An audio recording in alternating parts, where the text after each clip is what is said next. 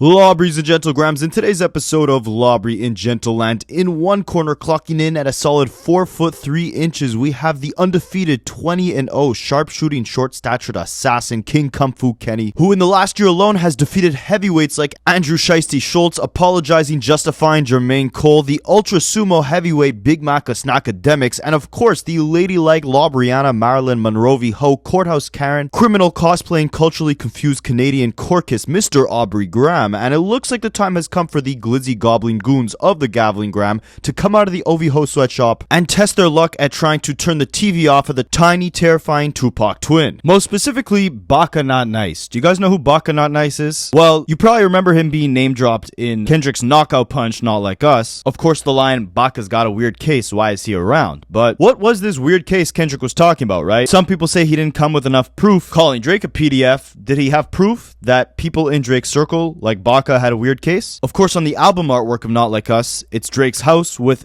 11 S offender pins. Were one of those for Baka? And if so, what the heck did he actually do? Now, growing up in Canada, Baka actually grew up kind of close to where I grew up. He didn't grow up in the same Toronto neighborhood with Drake. I'm not sure when they initially ended up clicking up. As of now, I think Baka is signed to the OVO label as an artist, but we haven't heard a song from him since like 2017. On a side note though, that was a pretty good song. We'll touch on it later in this video. He was kind of like a D or F list celebrity in Canada just based off the Drake cosign and that one song that he had alone. But that buzz has died down. We haven't heard music from Baka in years, and judging by this interview he just did where he spoke on Kendrick Lamar, he also kind of touched on new music, and he refused to give a release date, saying he didn't want to disappoint his fans in case there was some label politics, and you know, he gave a date and then nothing ended up coming out. So it seems like Drake really does have these guys locked up in the OVO sweatshop. I haven't heard a Baka song since 2017, and you know, he does have a shout out, not a positive one, but his name was mentioned on the biggest hip hop song of 2024 of the last few years, really. I think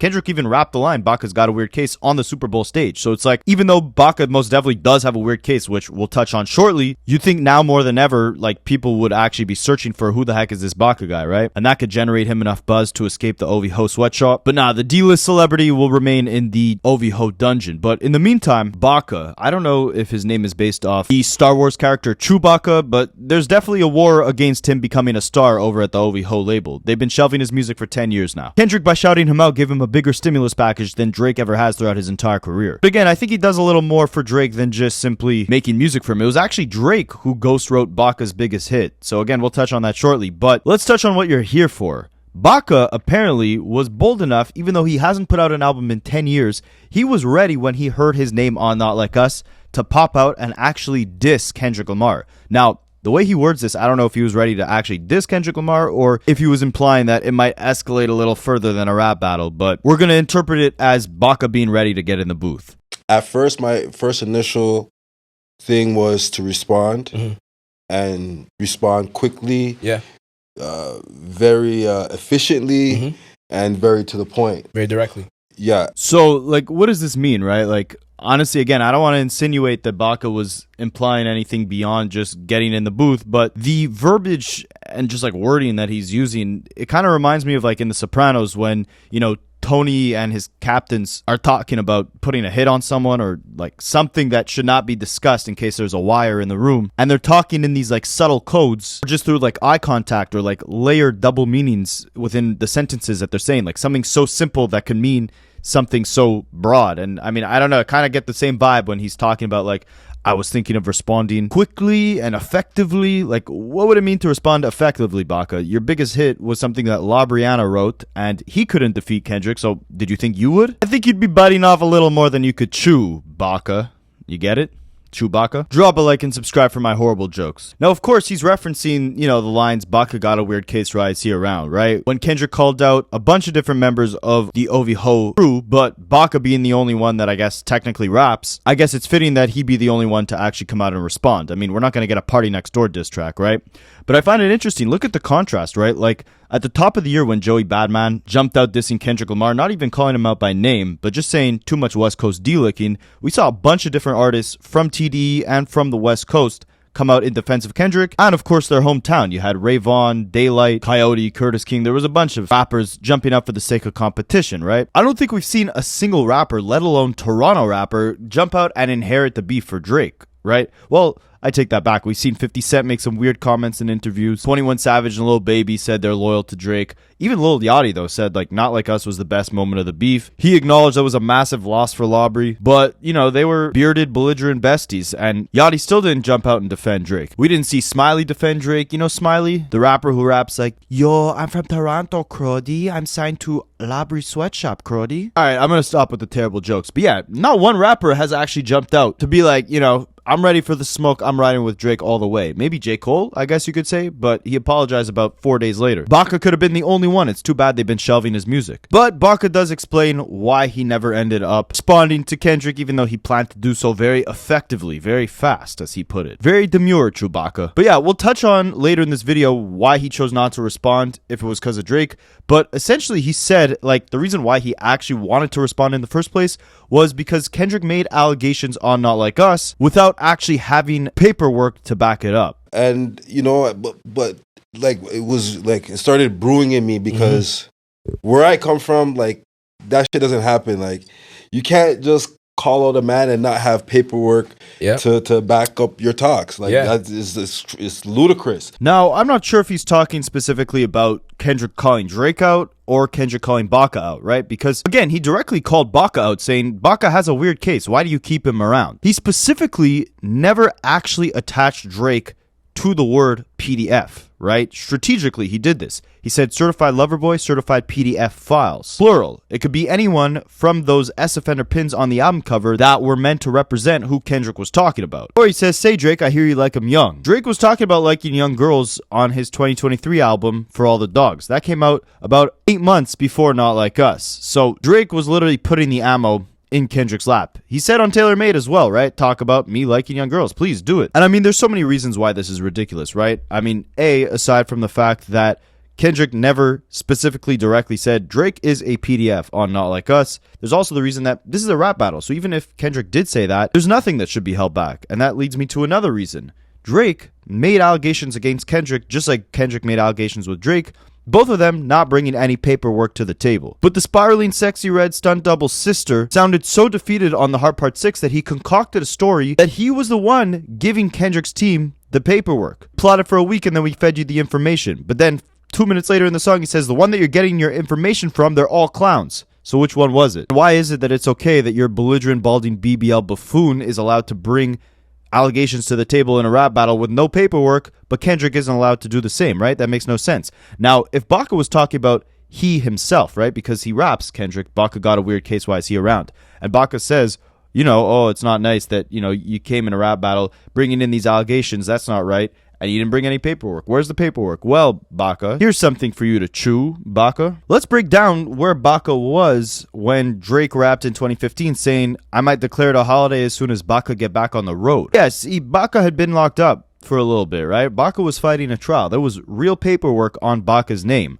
When Kendrick says Baka's got a weird case, why is he around? He's not talking about a defamation case against UMG like Labry has. He's talking about a real full-fledged disgusting case and horrible allegations that were made against Baka. So in 2014, Baka Not Nice, aka Travis Savory, was charged with human trafficking, assault, and uttering threats. Unaliving threats. Now, these charges were all related to a single alleged incident where he was accused of forcing a 22-year-old woman into prostitution and assaulting her. In 2015, during the legal proceedings, the trafficking and threats charges were dropped because the alleged victim refused to testify, but Baka did plead guilty to assault from that same incident, as well as an unrelated weapons charge. He was sentenced to 6 months, but because he had already spent 10 months in custody awaiting trial, he was released on the spot. So there was a very real case of him being convicted of assault, doing time for it, and also being charged with trafficking and uttering threats, but those charges being dropped due to the victim not wanting to testify. So there's very real paperwork out there for Baka. He's got a weird case. And I mean, we know Vlad said a couple days ago, right, that allegedly, according to him, Drake was hiding, you know, some weird things that went down at his Calabasas home back in like 2015, 2016 as well, right? So, I mean, this witness not wanting to take the stand, not wanting to testify, I'm not implying at all that we know why, but just a little strange, that's all. Plus, the hypocrisy in that Drake accused Kendrick of assault without any paperwork. Baka has an actual assault charge on paperwork. Kendrick called out Baka for having a weird case. Baka is now saying, why are you making these claims in your songs without paperwork? Baka's the only one with paperwork about assault, even though Drake made baseless claims in his diss track about Kendrick assaulting, and the only paperwork we saw was a petty petition from the prom queen Padre. But then Baka goes on to emphasize that the craziest part to him was the fact that it wasn't just that Kendrick made these claims, it was that an entire nation got behind those claims. Like I said before, Toronto didn't really stand up for Drake throughout this whole battle. The West Coast definitely stood up for Kendrick. So let's get into what Baka said. But first, ladies and gentlegrams, unlike Drake, a bunch of you guys have been telling me you've been Anita Max winning some free cash from playing mobile games. So I want to put all you guys on to something that almost seems too good to be true. All right, let me give you a little glimpse into my life. When I'm not making this content for you guys, I have a disgusting addiction to my phone. My daily screen time is higher than Drake on that album cover, higher than Snoop off the edibles. So if you guys suffer that same addiction as me, I want to put you onto something that's going to change your life. FreeCash.com is a program that partners with mobile games that are looking for more users to play their games, and they will literally pay you to play their games for free. All you got to do is sign up using the QR code you see on the screen or using the link in the description of this video. You make an account super easy. All you got to do is put in your email, create a password, verify your email, and then you're good to go. And they got a bunch of games. My favorite is the Monopoly Go because we're always on the go trying to make some money. Once you make an account, you just click the game you want to play, follow the directions that they give you. The directions are super easy. Usually you just got to download the game and start playing. So it's about time you put that phone addiction to good use. Again, use the QR code you see on the screen or the link in my description. Create an account and you could start making more than $150 just to play a game on your phone. And then like to see like a whole nation behind it and celebrating it like it's a true story is unbelievable because you know, everybody has to understand, like, I have a kid, Drake has a kid, you know what I mean? So, like, making accusations like that are, like, ridiculous and out of this world, you know what I'm saying? So, and look, I understand the whole I have a kid, Drake has a kid angle, right? But don't you think your child was very aware where you were for those 6 months that you spent incarcerated? Don't blame Kendrick Lamar for roping your very real case into a rap battle that your boss willingly participated in just because you feel like it's left some, you know, bad parts of your past resurface that you don't really want your kid to see. It's understandable that you wouldn't want your kid to see that, but you're also working towards being, you know, a famous rapper, right? Or at least a culturally known associate of Drake, one of the biggest stars in music. If you have a past, the unfortunate thing with the internet is that if you got kids, they're going to be able to look up your entire past, especially if you're already a public figure. Now, does that probably suck? Yes, but how do you think Kendrick felt about Drake saying that his own son did not belong to Kendrick? It was actually Dave Free's kid. You think that kid is going to have fun looking on the internet in 10 years from now, seeing that there were rumors from this BBL buffoon that Kendrick's son's own mother had an affair with Kendrick's longtime collaborator and that might be the real father of this kid? You think that kid is going to have fun hearing, I heard them kids might be Dave Freeze? You think that kid is going to have fun seeing all the, you know, abuse allegations that Drake made against Kendrick, his own parents? This is hip hop, man, and that's why Kendrick made it a point to lead with unity after the battle, right? He could have jumped out with his own version of the Heart Part 6 like Drake had. Well, Kendrick did have his own version of the Heart Part 6, but I mean like the equivalent to Drake's diss song, the Heart Part 6, where, you know, where Drake was defending himself against being a PDF, Kendrick would have come out defending himself against, you know, being an abuser, raising Whitney's and Dave Free's kid. Instead, he chose to include them in the music video, have Dave Free direct the pop-out concert and the Super Bowl. Shout out Whitney during his Grammy acceptance speech. That way, when his kid looks back on this beef, if he ever does, on the internet in like 10 years from now, he'll see that his father led with grace, led with unity, was only showing the kid's mother, Whitney, praise and love throughout the entire battle and after the battle. Whereas Adonis, I mean, his father is the Marilyn Monroe ho maple syrup Madonna, but I meant Adonis. Yeah, it will suck for him, like, you know, Chewbacca said. He's going to have to go on the internet and see that, you know, this man, Kendrick Lamar, produced a #1 record calling his father a PDF and the whole world was singing it. And then his father released a response to that song saying, this Epstein angle was the thing I expected and you should talk about me liking young girls because that's what I projected. This is all Drake's doing. Anything that Adonis will have to see online in 10 years from now, or your kid, Chewbacca, that's all your balding, bearded, belligerent BBL boss's fault. I didn't even know this was something Drake dropped right after he dropped Taylor Made. Like, he was really, really egging Kendrick on to drop a diss record. Kendrick, when you go respond, we're waiting. When you go respond, Are you scared of Drizzy? So, Chewbacca, you're gonna say that, it's not nice what Kendrick did, it's not nice, but meanwhile, Drake made the allegations first. Drake actively participated in this battle, and more than anything, Drake begged Kendrick to drop. So, this is what he dropped. He was asking for this. Is that why you're mad, or are you really mad because, like you said, the whole nation got behind it, right? That's probably what really irritated Drake. To see, the biggest sporting event in America all chanting that A minor line. Seeing the biggest music event in America all chanting that A minor line. It was A minor line and A major stained to Drake's name. But as far as there being no paperwork, yeah, you're right about that, Chewbacca. But again, Kendrick made the implication very vague, which is why I don't think his defamation case is going to hold up in court. There's nowhere in that song that deliberately states Drake is a PDF. But anyways, Baka goes on to detail why he never ended up dropping that response to Kendrick that probably would have destroyed Kendrick's career. It was actually because he got a call from his boss. The Marilyn Monroe ho, the Maple Syrup Madonna, La Brianna, the lawsuit loving, lullaby love, song making lunatic. And Drake basically told him, ignore the internet. I was building up a lot of anger and stuff like that, but then I got a call, and I don't know why I got this call. It's like God said something to him or something, but the boy, sorry, it might not have been a call, it might have been a text message, but he messaged me, and he's like, yo, I know what you're feeling, I know you as an individual, and I know how you get down, but I'm just letting you know, don't listen to the noise, because it's noise.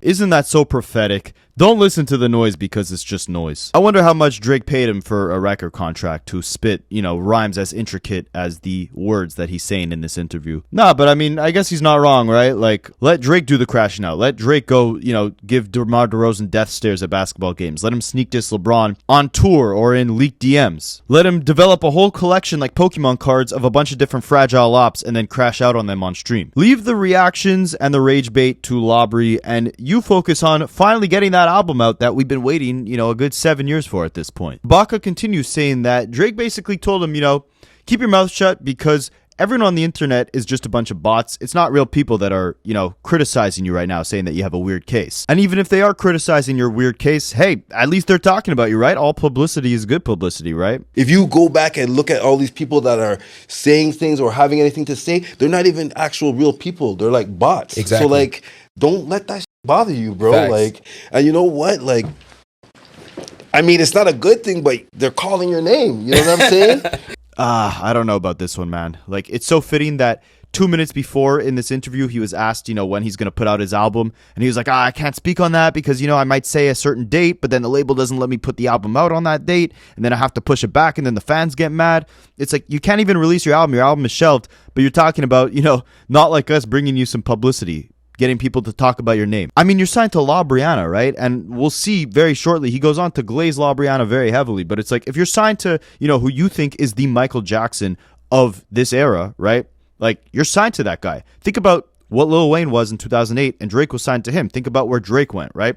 Why is it that you're signed to this guy who you're comparing to Michael Jackson, but it takes Kendrick Lamar name dropping you for you to feel like you finally got some attention? Also, I find it so funny that, Drake's whole excuse for everything about the losses he took in this battle was attributed to bots, right? It's like, oh, Not Like Us became a successful song. It's the bots on Spotify. Oh, everyone's making fun of Baka because, the line that Kendrick rapped in Not Like Us. Oh, it's all the bots on Twitter, right? Even on Hot Part 6, he said something about bots. I forget what. We'll review that song on its 1 year anniversary. Drop a like because we're going to be doing the 1 year anniversaries for every single diss track as they release. I already have 7-minute drill and like that on the channel, so go check that out. But yeah, we also saw some leaked messages between Drake and DJ Akademiks' Big Mac is an academic minion, the guy who runs his Akademiks TV Twitter account, Grand Wizard Chat Guy, and they were talking about how Kendrick allegedly faked his streams on Not Like Us on Spotify. Drake was like, we're going to start calling him Body Man now. He's putting that in his lawsuits, then allegedly retracting them or planning on retracting that claim. He's obsessed with the bots. Absolutely obsessed with the bots. They even named Kendrick's fan base the K-Bots. So if you're watching this video, then I guess you're probably a K-Bot. Congratulations, K-Bot. But yeah, anyways, Baka goes on to say, once all these K-Bots end up doing their own research, they'll realize that Baka doesn't have a weird case, I guess, or that Drake isn't a PDF. They won't find, the literal website link that UMG cited in their lawsuit about Drake kissing a girl on stage in 2009. I don't want to say much more than that, but I'm sure you know what I'm talking about. It's a very real video. UMG very really cited it in their lawsuit And I mean, look, according to Baka, once you get online, like, you're not finding nothing weird, right? Nothing at all. So I guess he finds that video completely normal. And I guess he finds all of the charges that he was faced with completely normal as well. Nothing that should faze all the K-bots. And at the end of the day, you know, like, they're going to get over this crap because they're going to realize that it's crap. And then they're going to go do their own research. And when you do your own research, you're going to be like, wow, this guy made up a whole story about something that isn't even true. And it makes you look weird to me. I don't know. It does. And shortly, we'll touch on Baka glazing Drake. But before we do that, he had one final message in this long rant, basically addressing America. But I want to say one thing to America. And y'all need to, like, get yourself together because... Yo, making accusations on people, serious accusations like that, you need to have paperwork. That is the rule, like number one rule that everybody goes by. So don't switch up. That's all I'm gonna say. On a side note, I love how he talks as if there's like this like nation war between, you know, America and Canadians. Like we're not really fighting a real life tariff war. As if Not Like Us was like the US national anthem against Canadians or something. Like, I'm Canadian, right? I have a bunch of Drake glazing friends, right? I'm Canadian again. Like, we like Drake over here. I like what Drake like. But nah, seriously, like, there's a lot of people who love Drake here. But no matter when Not Like Us comes on, especially last summer, if we're in the club, if we're in a car, if we're on planet Earth, if we're in a bar, if we're on the moon, if we're on the stars, they're singing that song and they're singing every bar. I think it's helped, you know, unite Canadians. Look at Drake. He's doing, you know, records with PARTYNEXTDOOR now. We finally have Baka out of the sweatshop doing interviews. Like, this is the most attention they've gotten in months. And it's all thanks to the fact that they got to do damage control for Drake. Nah, but whatever. On a side note, I love how this guy is like, you know, don't switch up. You got to have paperwork, you American people. Like, anytime you make an accusation, you need to come with the paperwork. It's like, bro, all we got to do is go see the lawsuit that your boss filed against UMG, and we'll go see that UMG cited a source of Drake doing some very suspect things, to say the least, on stage. And you want real paperwork? I mean, you got a whole case going around, right? The weird case. The ones that the K-bots are calling the weird case. So how much more paperwork do you want? I love how he's lecturing the camera like as if, you know, Americans don't know what paperwork is, as if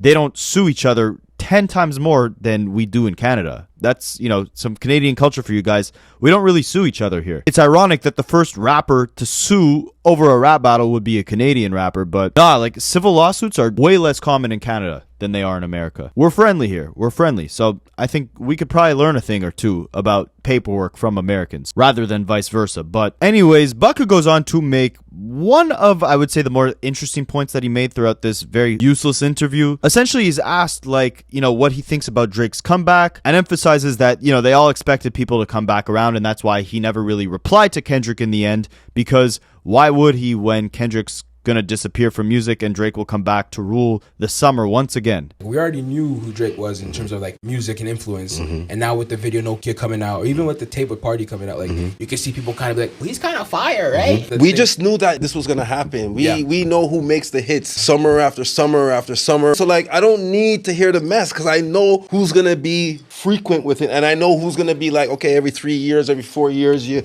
get a banger. I guess you want to call it a banger, and that's about it. But I know who's going to keep giving us hits. And I don't necessarily agree with this, but I do think we're at an interesting point right now, right? Obviously, that's Drake's obsession, to lead summer after summer after summer with the hits specifically. Kendrick has let us know on the opposite end that the numbers is nothing, the money is nothing, he's really been him. That's, I think, what he said on Playboi Carti's song. Like, he doesn't necessarily care about the numbers. If he does, he wouldn't, you know, take 5 years off and then give us a project like Mr. Morale. He would have given us another damn. If he would have cared about album sales, he would have put Not Like Us onto GNX to boost the sales. I'm sure to a degree, you know, he cares about his music actually generating a profit, but that's most definitely far from the priority. It's about, you know, evolution of his creative expression. However, I do think at the same time, he was looking for a way to bring hip-hop back to the forefront, to bring competition, and to bring lyricism back to the forefront. And I think he succeeded at that with this beef, and we did see a little bit of a shift in the tides. And the best metric to use sometimes to see, you know, where hip-hop on a mainstream level is headed, where the labels are investing into, is to look at the Billboard charts, look at the numbers, right? Because numbers don't lie. While they don't necessarily determine quality, what's quality and what's not, they definitely determine what's being consumed the most, what the labels are pushing to the forefront. So, as you can see, Kendrick Lamar so far in 2025, we're already, I believe, 4 months in, has both the #1 most streamed and #1 best-selling digital single in the US for Q1 2025. So that means Luther was the #1 most streamed song of the entirety of 2025 when it was, released in 2024. And then you also had Not Like Us, which was the highest selling song of the year, where people actually bought copies off of iTunes of this song. I believe GNX also has been the highest selling rap album of the year, and it also came out in 2024, selling 2 million copies. It's been battling Drake's Sexy Sleepy Lullaby Love Song album since that album came out. Like, both of them have either been #1 or #2 on the charts, which again is marking this battle for the throne, right? Like, we obviously know who actually won the battle on a lyricism-based level, but now we're talking a whole other stadium, a whole other arena, a whole other battle. Who will lead not just hip-hop culture forward, but music forward? Will Kendrick, like Chewbacca said, disappear and only give us a banger? Or, I find it funny the way he said it, if you want to even call it a banger. If you even want to call it a banger, will he only give us one of those like every 3 years?